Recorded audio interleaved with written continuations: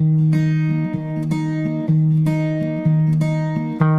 you see the whole world shaking and you feel your heart is breaking, take my hand, no hesitating.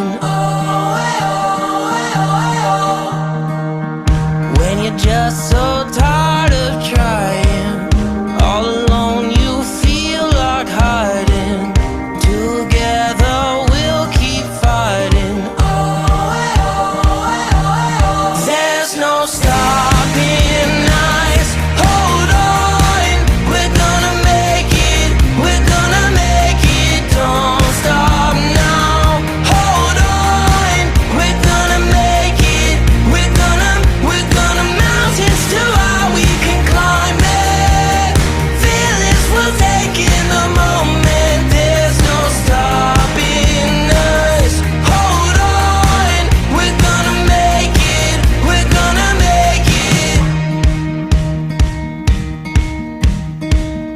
Can you see the sun is shining like a new hope? Feel it rising, coming over the horizon. There's no stopping us. Hold on, we're gonna make it. We're gonna make it. Don't stop now. Hold on, we're gonna make it. We're gonna mountains too high we can climb it. Fearless, we'll take in the moment. There's no stopping us. Hold on, we're gonna make it. We're gonna make it. Don't you give up, don't you give up on me. Don't you give up, don't you give up now. Don't you give up, don't you give up on me. Don't you give up, don't you give up now.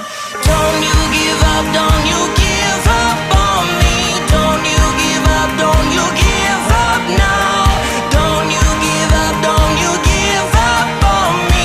Don't you give up, don't you give up now. There's no stopping. Good evening, and it's Saturday, February 13th, and I'm just waiting to see. I want to make sure you guys could hear me out there. It's still playing the introduction, and just doing a sound check. And okay, it's working. All right. Okay. All right. So it's Saturday evening, and very rainy. It's been raining a lot the last few days. We're all getting tired of it, and there's something going on with one of the. I don't know if it's the mask or whatever, but I thought I would start off because tomorrow is Valentine's Day, and I thought I would get us in the mood. Let's see here.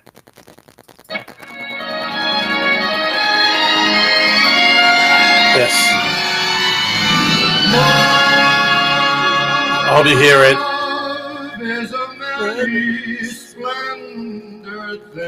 Yes, happy Valentine's Day.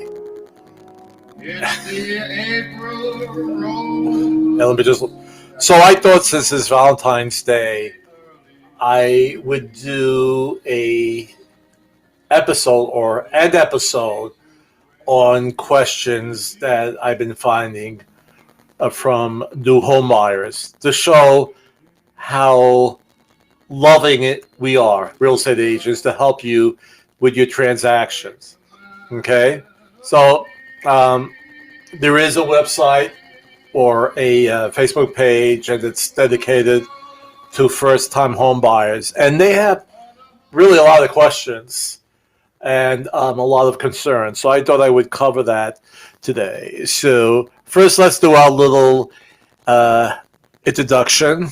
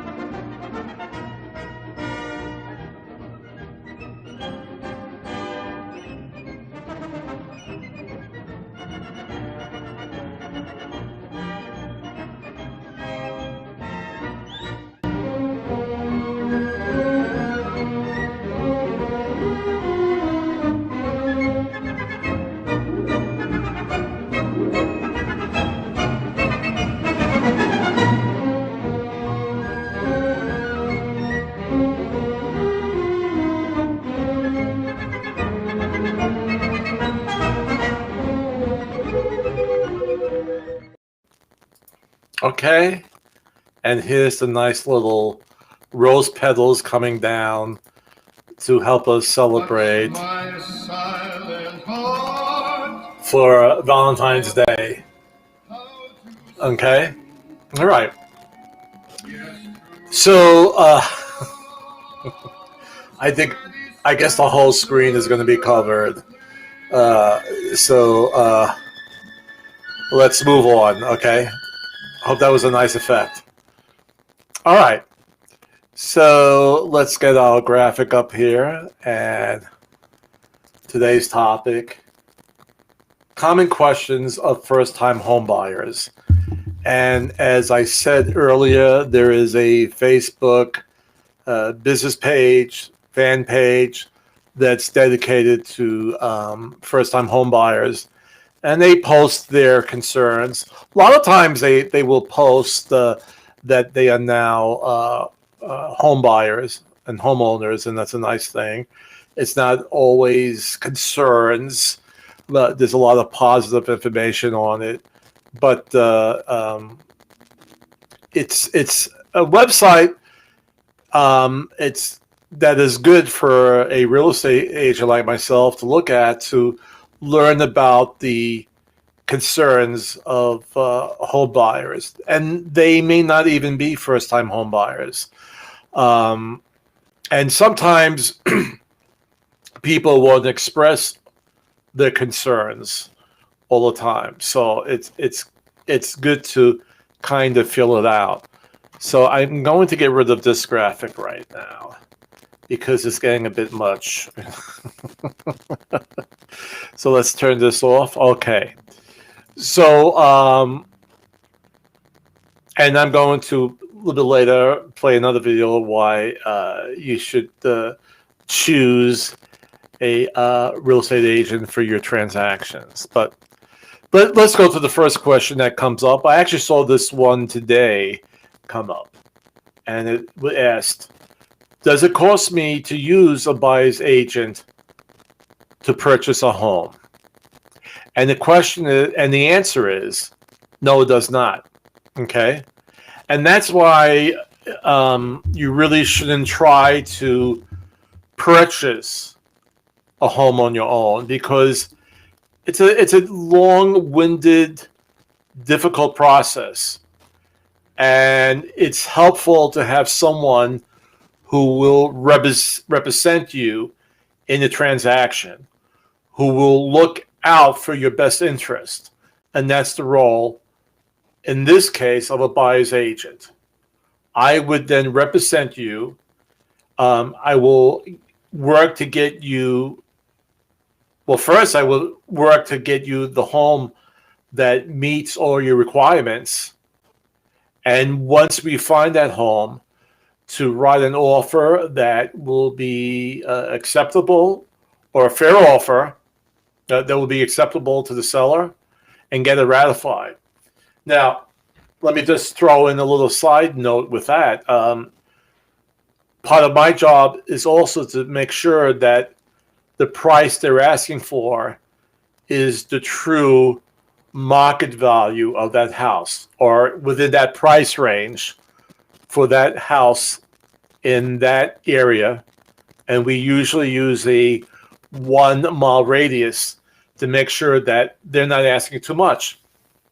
And actually, with today's buyer's market, seller's market, a lot of the sellers are pushing the envelope on this, because, as you will see in another question that's coming up, we are in need of housing inventory, right? And if you've taken economics 101 in college, or if you had economics in high school, when you have a strong demand, which we have now, and little inventory, which we have now, what happens? It pushes prices up. And that's exactly what's happening now.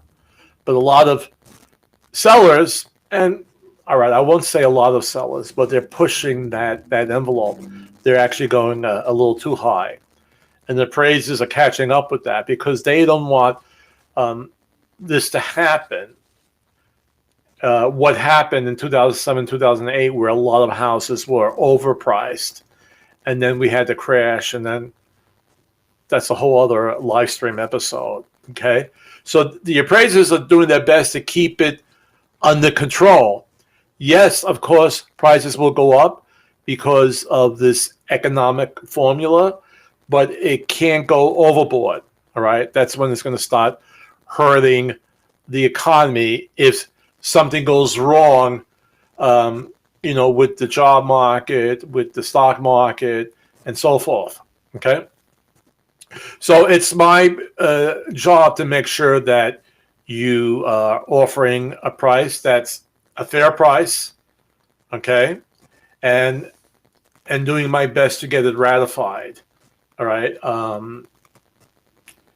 I just had a closing where the closing company said a lot of sellers are not offering any closing cost assistance right now. All right, and that's when the seller will help you, the buyer, with your closing cost. And I got them to pay. Yeah, I got them to pay actually 3.5%, which was pretty good. We're usually able to get around 3%, but now with the seller's market, the seller is either not offering any or maybe just 1%. But I was able to get them the whole 3.5%. And that's all part of how the deal is structured, which a seasoned real estate agent like Chris Gargiulo could help you. Okay.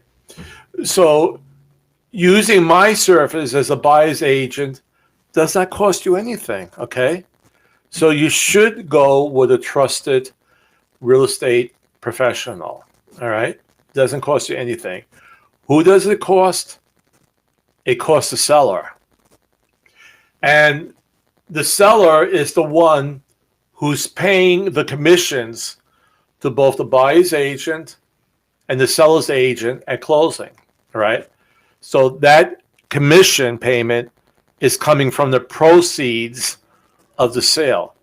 And again, you're not paying for that. Now, some agents now, going back to the buying side, they charge an administrative fee. And usually that goes to the person who is doing the actual logistics of the paperwork. That's all involved. I mean, there's so much paperwork involved. And many times with some companies, they have a separate person who does that and they get paid a fee. I do not do that. I do not charge an additional administrative fee. I don't do that. I just think my commission that I get is fine enough. I get a good cut, and I don't have to charge my buyers anymore. There are times when a house on the market is not giving the buyer's agent the full traditional 3%. Okay. And I say the word traditional because there's no set number on commission. Okay.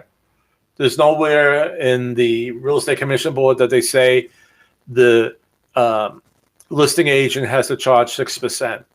They could charge 7%. They could charge 4%. There's no set. It seems to be the average is 6%. And then some agents will say, well, if I get less than 3%, my buyer doesn't have to make up the difference. I let that go because even if I still make 2.5%, I'm still making a good amount of money. Now, will I change my mind? No, I don't think I'm going to change my mind on that. I'll just get paid from the seller side. So in most situations, it should be all situations, it does not cost you anything to use a buyer's agent unless you sign a broker's agent agreement where the agent is saying, well, if it falls below 3%, I'm asking you to make up the difference. And it's usually a half a point. Okay. You can negotiate that. You could say before you sign the broker's buyer agreement, no, I'm not going to do that. I don't have the money. I have to put money down for the house. I might not get closing cost assistance. Um, I'm not going to sign that part. I mean, if you're not willing to erase that, I'm not going to do business with you. Okay. Generally, it doesn't cost you anything to use a buyer's agent, but there are some circumstances if their commission goes below 3%, you will have some agents who will ask you to make up the difference. I don't do that. All right. Let's look at question number 2. Very common. And I've been seeing this not just once, I've been seeing this quite often on the Facebook fan page. Why are so many homes already in contract? That people are saying, I'm going out to see a house and there's already a contract on it. You know, we call one day, we make an appointment to go the next day, and it's already in contract. And again, it's going back to what's happening right now. There's a strong buyer's demand, which on one side, that's good. It shows that the economy is still a bit strong. Not for everybody, but for a good portion of people, their jobs are good. They haven't had any loss of income. And the ones who are in the market now are true home buyers who are ready to sign a contract now. They're not just like filling out the market, seeing how it's going, getting a touch, a feel, I'm dipping my toe in the water. No, they're ready to buy now. But we have a shortage of homes right now. Why do we have a shortage of homes? Because of COVID-19.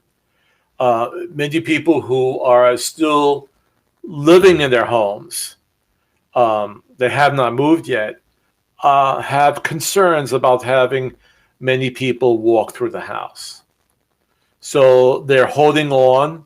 They're staying longer in their homes. They're putting that goal to move to another house, maybe to move to a larger house. They are putting that on hold right now because they just either don't want people walking through their house all the time, like having open houses, or themselves, they don't want to right now go out and look because of COVID-19. And as I have said many times in my live streams, 2 things we have to get done is to get in control of COVID-19, which I believe we are. We're getting on the right path. Can more things go wrong? Of course, more things could go wrong, but I'm seeing some light at the end of the tunnel. And this secondary stimulus package has to go out soon to help a lot of people. They have to extend the people being evicted from rentals, from being foreclosed upon. All of this has to happen to keep the ball going. Don't forget, if people are renting and they're not making their payments, the owner, who may also have a mortgage on that house, is having difficulty now making their mortgage payments. All right, so it's like a domino effect. All right, one thing affects the other. So that's why this new stimulus package has to come into fruition as soon as possible. And I see this. I just had this with one of my clients right now. My loan officer said I was pre-qualified. Why am I being asked for more paperwork? All right. Now, you get pre-qualified before you actually have a contract. And what does that entail? Well, you spoke to the mortgage loan officer over the phone. You told them, I make such and such a year. All right. I have so much money in the bank. The loan officer runs a credit report, and based upon that information, they say, okay, you're pre-qualified, your credit is good, you could get a home up to $200,000, $300,000, whatever. and you can start looking for a home. And they write up this pre-qualification letter, which I would need for the time we write the contract and submit it to the listing agent. There has to be a pre-qualifying letter that accompanies the contract. All right. Now we go and we have a ratified contract. Now you go into the loan officer's office, and you might have done this already, but now the clock is ticking. You got to bring in all your paperwork. You got to bring in your last 2 years of your income statements, your tax forms. All right, you have to bring in a certain amount of months of your checking account, saving account, and this is where now, the ground hits rubber or whatever that saying is, and you have to do everything. And then, well, let's back up. The loan officer gathers all that information, and now they have to send it down to underwriting. And this underwriter is a person who now will check everything very closely and deeply. And they'll look really close to your credit report and see if there's any questions. If there were some late payments, maybe you need a letter. If you have some medical bills that are not paid, maybe you'll need a letter. Maybe you need to show some sort of payment agreement to satisfy the underwriter. One very good example I had where he was pre-qualified, but once we had a contract, he was no longer qualified because he owned property in the Caribbean, which were used as rentals. And the people who rented the houses in Caribbean just like put money into his bank account, cash. So there was no checks going in on a regular basis that could establish that he has a steady flow of income from these rentals. So that could not be validated, and he no longer qualified for the loan. So again, don't get flustered if all of a sudden the loan officer calls you, like after you have a ratified contract, and saying, well, the underwriter is asking for this and for that. All right. They're just doing their job, and they just need verification on different items. It's not always a situation where you have to get nervous. It's just paperwork that they need just to prove or validate the income. There's also a lot of paperwork involved when there's a divorce, and who pays what and who's responsible for what. Okay? That's another issue where the loan officer might call you and saying the underwriter is asking for this additional documentation. Don't get nervous. Just do what the loan officer says, and 99.9% everything will be okay. Okay? Something like this, we actually had a show on this. Do I need to put 20% down to purchase a home? And no, you don't. Okay? Now, the benefit of putting 20% down, you avoid paying something that's called private mortgage insurance or mortgage insurance. So the bank always feels the most comfortable if you could put 20% down and you have more stake in your property, right? You have 20% down. And the more you put down, the odds of you foreclosing or going into financial, you could always go into financial difficulty, but having more equity in your house by putting down at least 20% gives the bank more of a sense of assurance. Okay. So when you put down less than 20%, that deal is a little bit more shaky for the bank. It's not a bad deal, but they need a little more assurance on their side. So what do they have? They have private mortgage insurance. Now, years ago, and not like 20, 30 years ago, but I would say, I guess this law change or this dealing with the FHA and Fannie Mae changed maybe about 7 to 8 years ago. But there was a point where once you got 20% equity in the house, paying down your mortgage, and there might be you taking 10 years or whatever, 8 to 10 years, 5 years. But once you reach that point of having 20% equity, they dropped the private mortgage insurance. But they don't do that anymore. You have that private mortgage insurance until the end of your mortgage, until the 30th year. Now, once you have 20% in the equity in the house, you could then refinance with a conventional loan, and you'll be fine. You won't need it. I mean, actually, I imagine, and I'm going to leave this for my loan officers. I imagine if you have 20% equity in the house, you could still use Fannie Mae or FHA.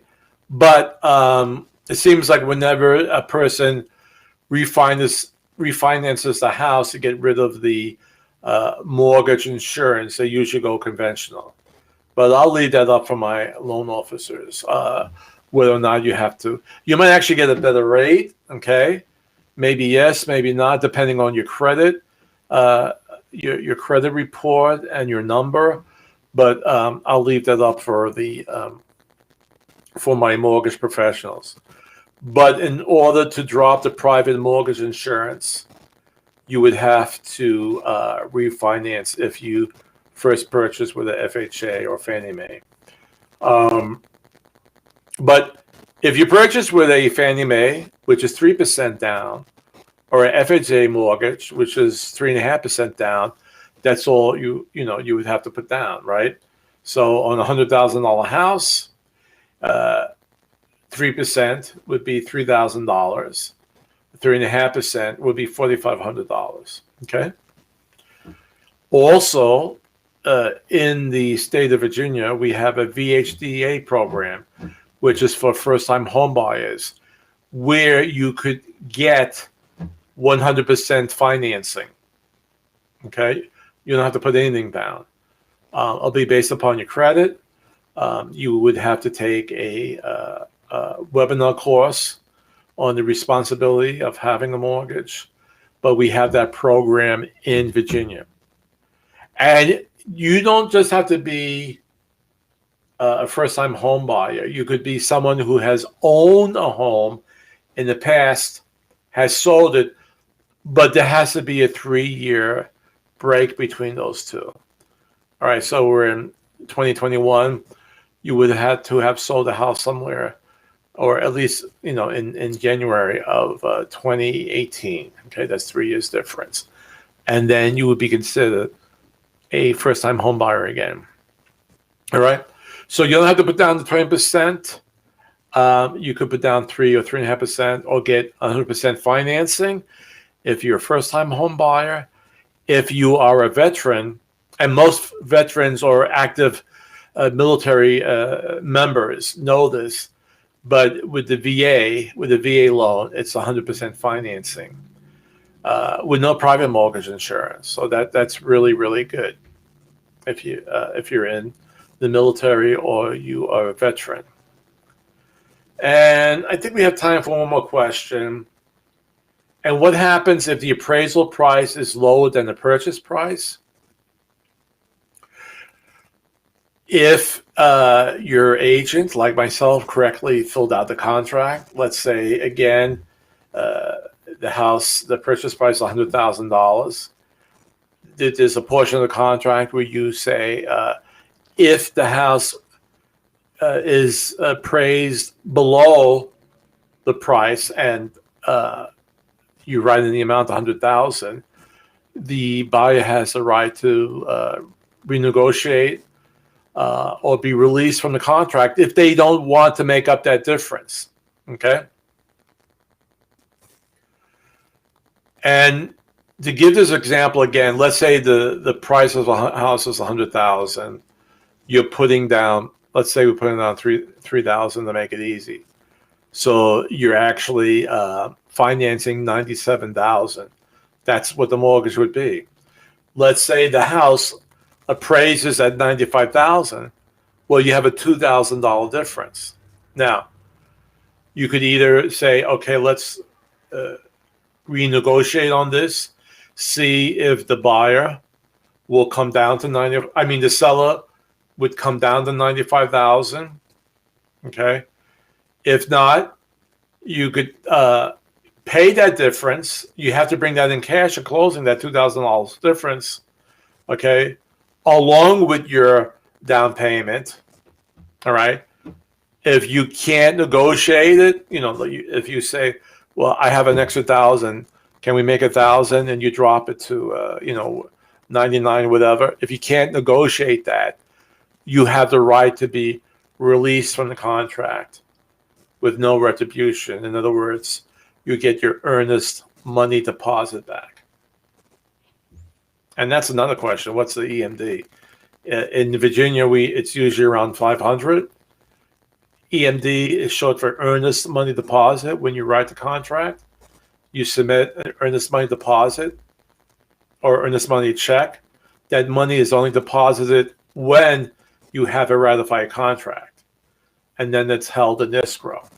Okay, you don't lose it. That at the end, that could go to your closing cost. If you have all your closing costs paid for, and you don't owe anything else, if you paid for your appraisal, blah blah blah, you will then get that check back at closing, or that amount back in closing. Okay. With today's market, where it's a seller's market, a lot of people, meaning buyers, are paying that difference, unless it's really outrageous. But they're making up that difference, and that's entirely up to you, the buyer, if you want to do that as well. Okay. So with that, there's a lovely video on why you should choose a real estate agent like myself. It's Thanksgiving, not Thanksgiving, my God. It's Valentine's Day weekend.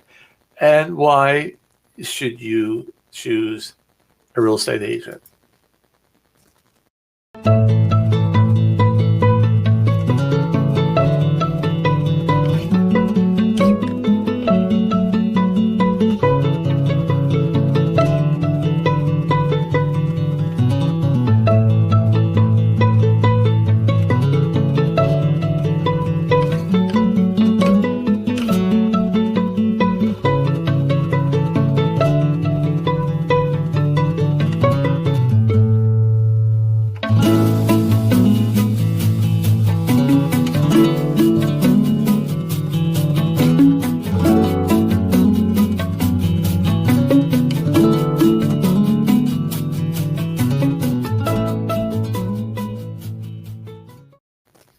Wasn't that nice? That was sweet, wasn't it? Okay, I think I hear my my producer Leonard Patapkin calling me. I believe we have a special celebrity in the audience. Is that true, Leonard? Chris, great news. We have a special guest in the audience. He is an American film and stage actor. His performances in classical Hollywood cinema films made him an American cultural icon. In 1999, the American Film Institute selected him as the greatest male star of classic American cinema. Ladies and gentlemen, Mr. Humphrey Bogart.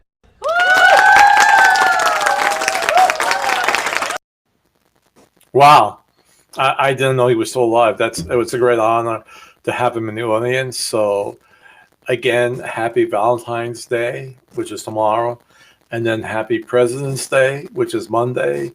If you have off, enjoy the day, okay? Wear your mask, stay social distance, wash your hands, and be kind to each other, all right? And we'll see you next time on Real Estate with Mr. G. Thanks for watching.